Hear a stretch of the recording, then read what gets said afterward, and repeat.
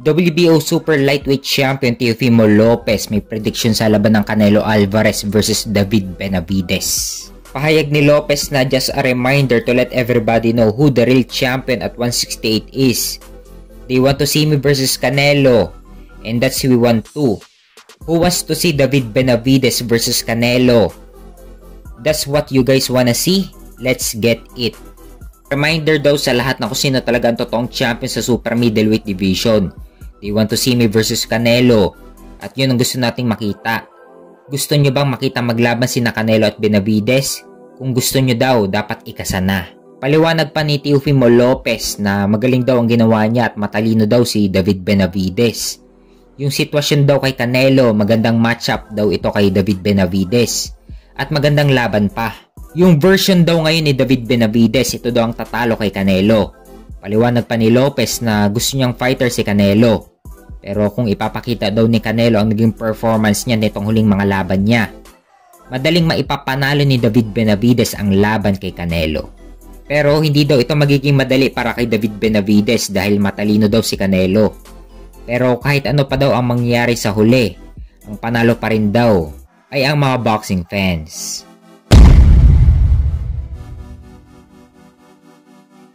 Sa kabilang banda naman, WBA Lightweight Champion Tank Davis versus Frank Martin. Parehas nang nagkasundo sa magiging laban ngayong summer sa US. So maaring sa buwan ng July or August ang laban.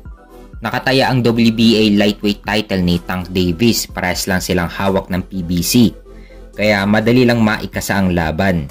Undefeated itong si Frank Martin pero hindi masyadong dinidemand. At mahina ang hatak sa mga boxing fans.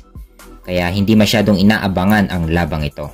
Maganda sanang ilaban kay Tank Davis itong si Shakur Stevenson, unification ng WBC at WBA sa lightweight division. Pero hindi naman interesado ang kampo ni Tank Davis kay Shakur Stevenson. Pangalawa si Frank Martin sa WBA ni Tank Davis, mataas din ang ranking ni Frank Martin sa WBA.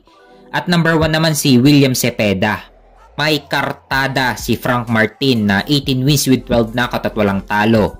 Samantalang si Tank Davis naman ay may kartada na 29 wins with 27 knockout at walang talo.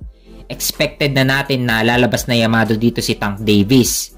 Kung matamaan ni Tank Davis ng solid itong si Frank Martin, siguradong tulog itong si Frank Martin. Ang kagandahan lang sa labang ito ay pares silang undefeated. So isa sa kanila ay may mapipingasan ang record. Kaya abangan natin kung kailan maikakasa ang laban nila.